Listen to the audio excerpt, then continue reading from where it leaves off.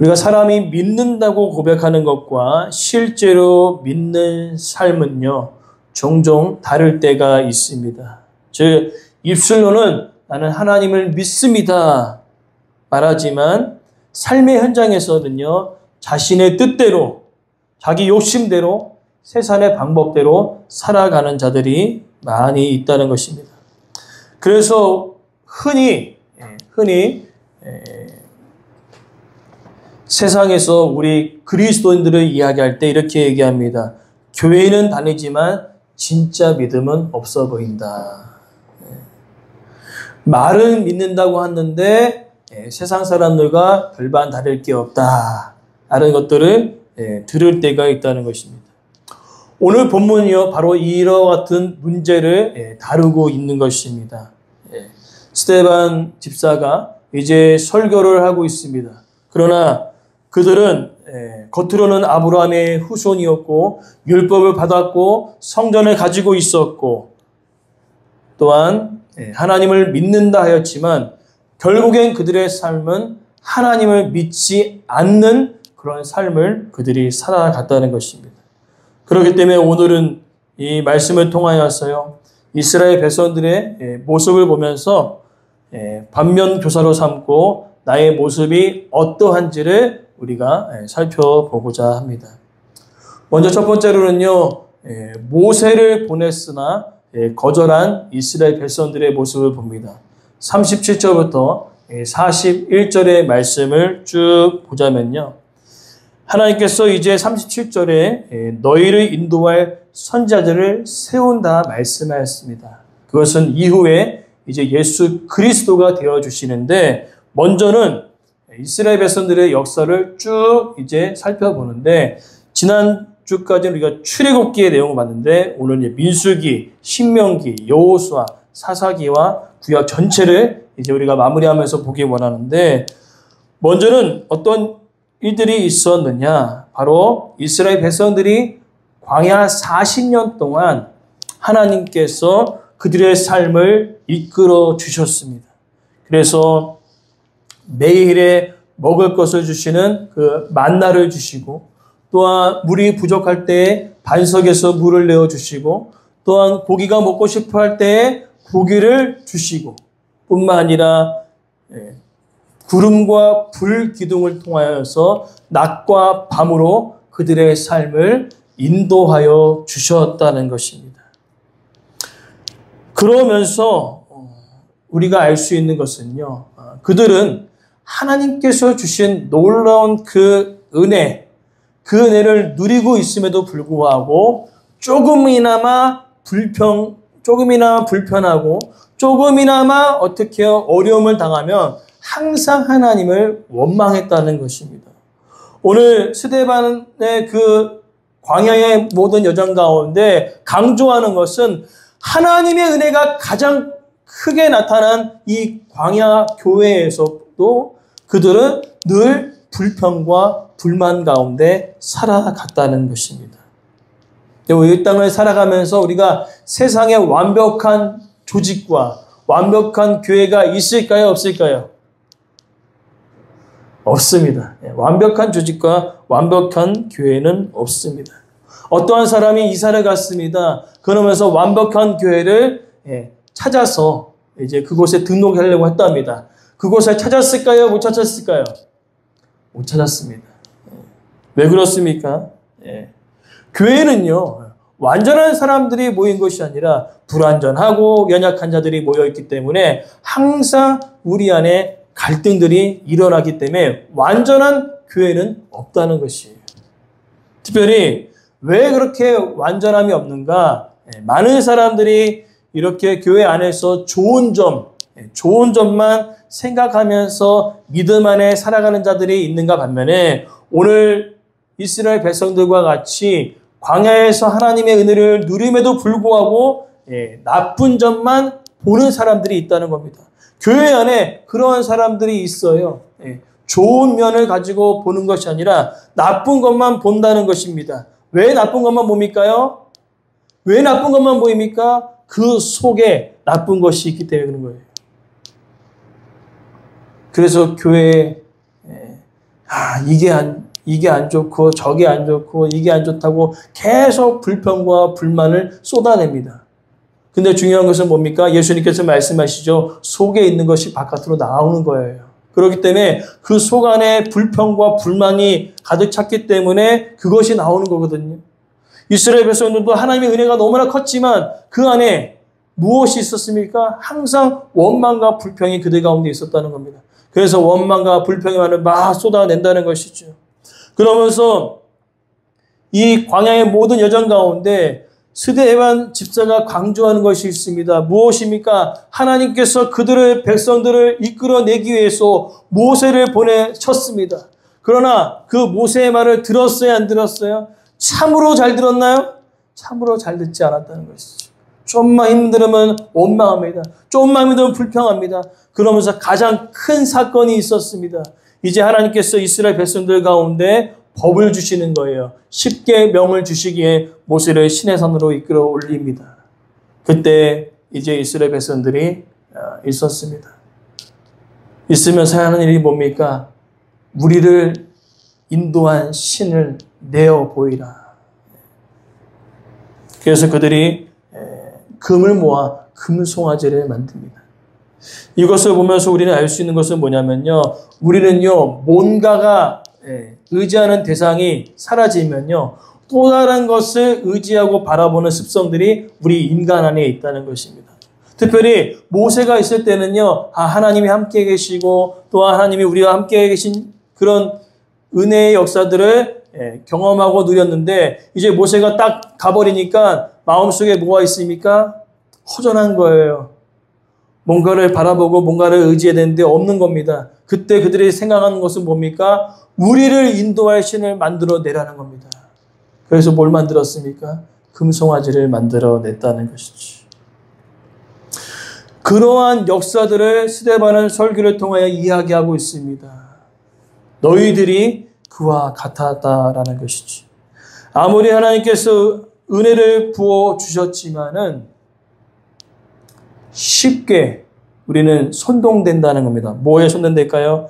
현실적인 고통이 우리 앞에 오면은요, 누구가 한 사람이 힘들어서 안 되겠다 했을 때 좋은 면을 가지고 아니야, 그래도 하나님께서 함께 하시겠지 라는 그런 긍정적인 면을 가지고 있기보다는요, 우리의 본성 자체가 어떻게 해요?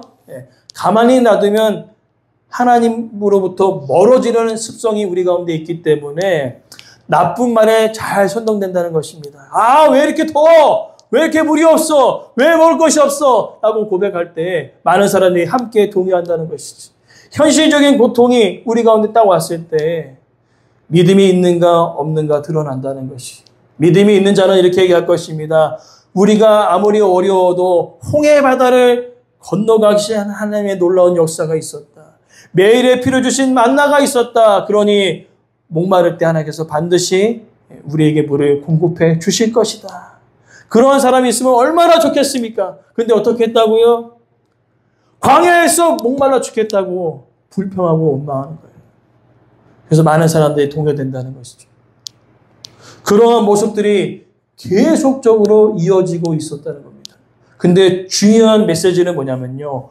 모세를 거절하고 원망한 것은요, 바로 모세를 보내신 하나님을 원망한 것이라는 것입니다. 그렇기 때문에 하나님께서는 그들의 삶 가운데 어떻게 하십니까? 광야 1세대는요, 38년 동안 광야를 돌면서 광야 안에서 그냥 죽어버리고 끝나는 것입니다. 40년간 하나님의 은혜를 누리고 있었으나 현실의 고통과 어려움 앞에 그들은 무너져 내렸다는 것이죠. 오늘 우리도 마찬가지입니다. 지금까지 살아온 것이 하나님의 은혜임을 믿습니다. 그러나 순간적인 그 어려움 앞에 우리는 무너져 내린다는 것이에요. 애굽으로 돌아가자. 우리를 인도할 신을 만들어 내라. 하나님은 아니다. 하고 그렇게 고박할 때가 있다는 것이죠. 참으로 안타깝습니다. 그죠? 하나님의 은혜가 그렇게 큰데 조금 현실의 고통과 어려움이 오면 쉽게 떠나는 것이 우리의 습성이라는 겁니다. 그리고 두 번째로는요, 42절부터 50절의 내용인데, 따라합시다. 성전은 가졌으나 하나님을 잃어버린 백성. 하나님께서 특별히요, 하나님은요, 온 땅에 충만하십니다. 그죠? 그렇기 때문에 한 공간 안에, 어떻게 해요? 한 공간 안에 제약이 걸리지 않는 한 공간 안에, 그죠? 하나님께서 머물기에는 너무, 그죠? 비좁지 않습니까? 온 땅에 충만하신 하나님입니다. 그런 하나님께서 온 땅에 충만하신 하나님께서 한 곳을 정하셨습니다. 그곳이 어디입니까? 바로 성막과 성전이었다는 것이죠. 그래서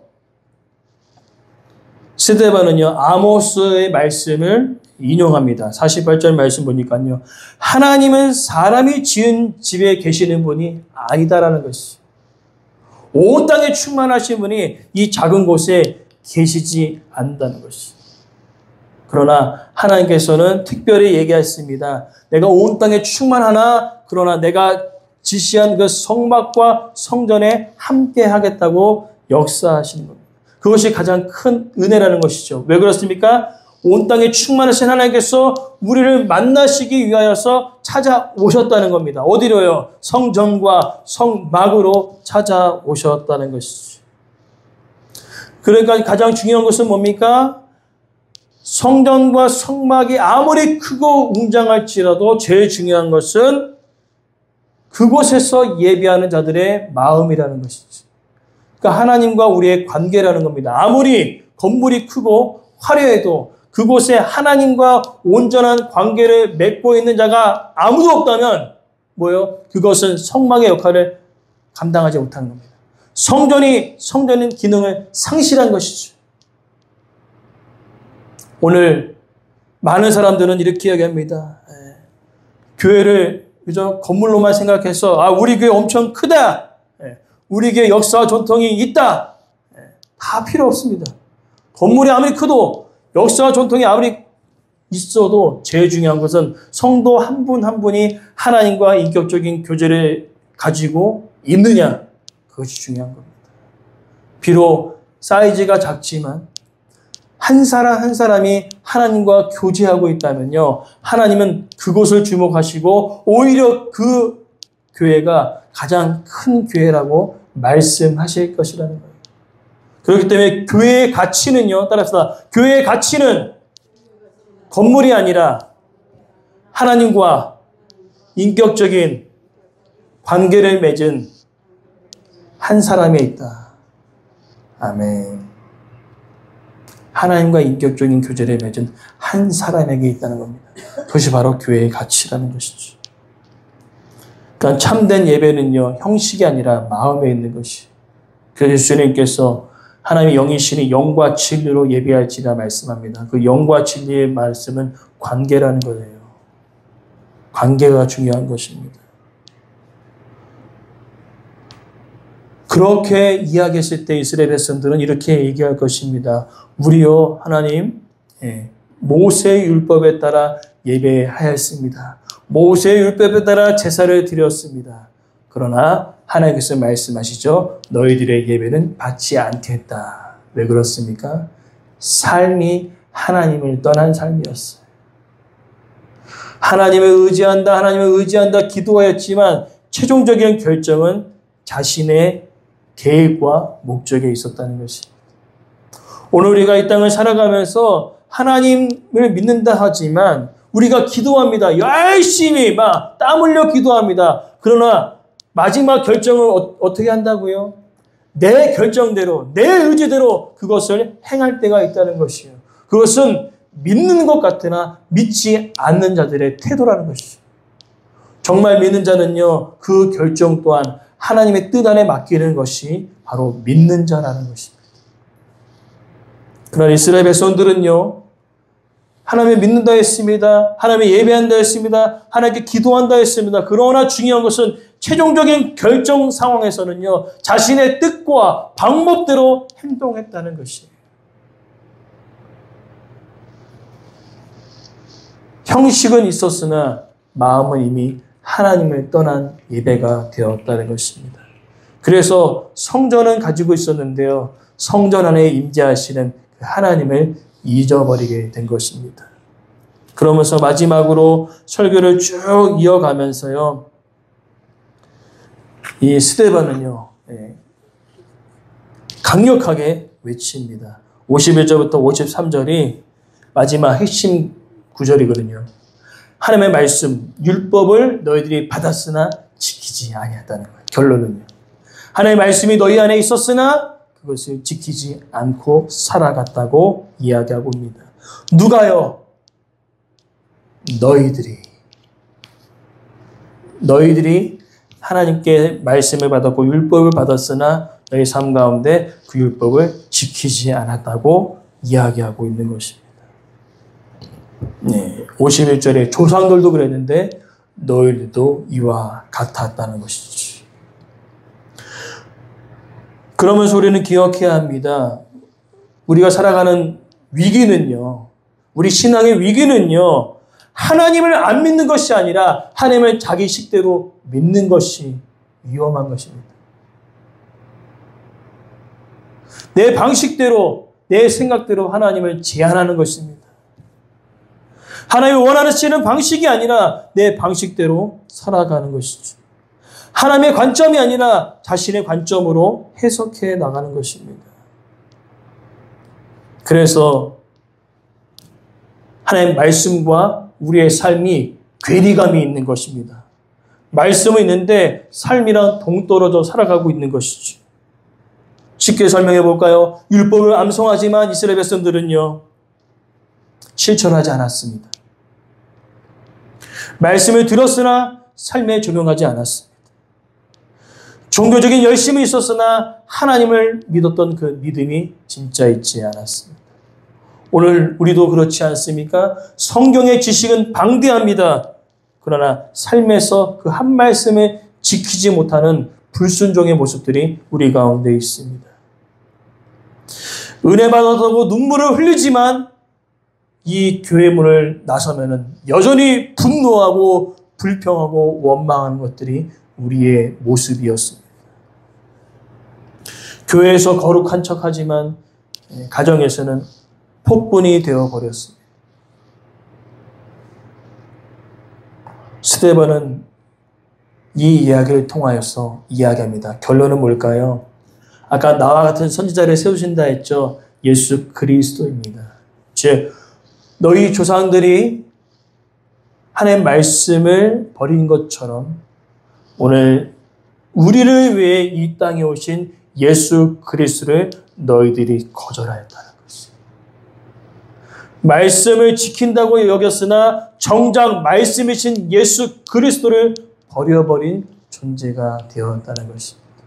오히려 복은 받고 싶어서 하나님을 이용하려고만 했지 하나님을 믿지 않았다는 것입니다. 오늘 우리의 삶 속에 하나님을 이용할 때가 있다는 거예요. 왜 그렇습니까? 이스라엘 백성들은 광야 같은 삶을 살아가고 있습니다. 하나님께 잘 보여야지만이 만나를 먹을 수 있어요. 하나님께 잘 보여야지만이 반석에서 물을 먹을 수 있습니다. 하나님께 잘 보여야지만이 매출하게 고기를 먹을 수 있어요. 마치 그렇게 우리는 신앙생활을 하고 있다는 것입니다. 하나님께 잘 보여야지만이 내가 이 땅을 살아가는데 복을 받을 수 있으니까. 하나님께 잘 보여야지만이 내가 이 땅에서 어려움이 없으니까. 그렇게 하나님을 이용하며 이스라엘 백성들 같이 살아갈 때가 있다는 겁니다. 그러나 하나님을 이용한 자는요. 하나님을 믿지 않는 자라는 것입니다. 우리 삶 속에 혹여나 하나님을 이용하고 있습니까? 아닙니다. 하나님의 이용의 대상이 아니라 하나님은 우리가 믿어야 할 대상입니다. 하나님의 이용의 대상이 아니라 오히려 우리가 하나님을 신뢰할 대상임을 우리는 기억하시기 바랍니다. 그래서 오늘 말씀을 통하여서요. 이스라엘 백성들의 모습이 우리의 거울이 되어야 될 줄 믿습니다.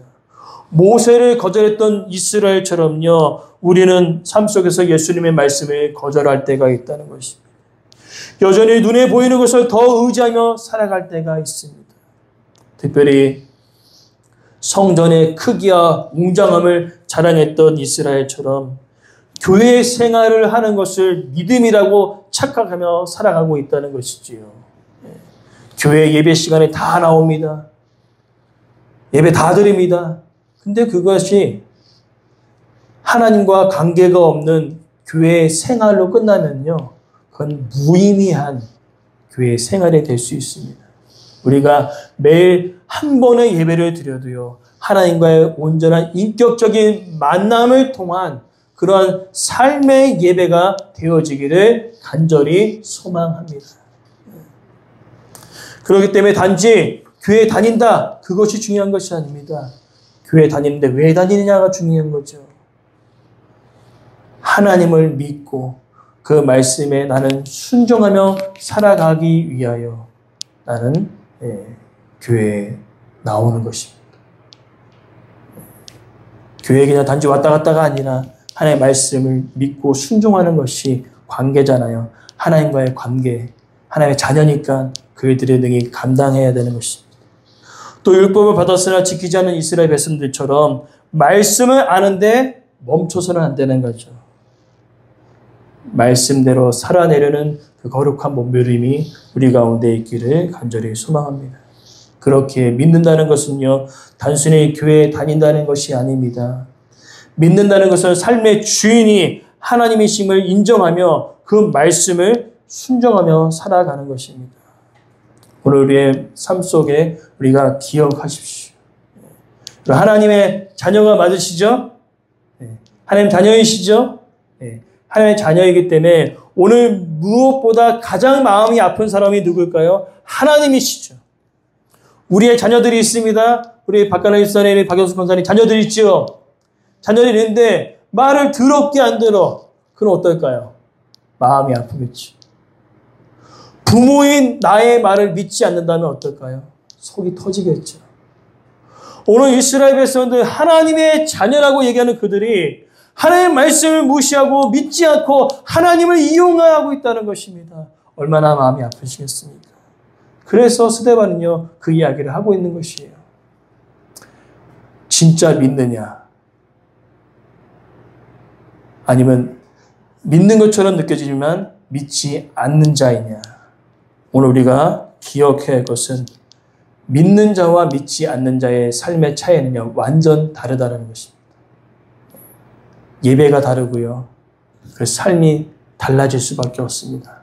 왜 그렇습니까? 하나님과의 온전한 관계 속에 살아가기 때문에 오히려 하나님의 말씀을 지키는 것이 기쁨이고요, 하나님의 예배하는 것이 기쁨입니다. 그렇기 때문에 우리의 예배가 달라진다는 것이지요. 단지 입술의 고백과 마음의 다짐으로 끝나는 자들의 예배와 이 한 말씀을 지키며 살아가는 자들의 예배는요, 다르다는 것입니다. 예배가 의무가 아니라, 예배가 억지로가 아니라 예배에 나오는 것이 기쁨이요 즐거움이 될 것이라는 것이지요. 오늘의 삶 가운데 이와 같은 일들이 날마다 삶 속에서 경험되어지기를 간절히 소망합니다. 믿는 것 같느냐 믿지 않는 자가 아니라 정말 하나님을 믿는 자, 그 한 사람 우리가 되어지길 간절히 원합니다.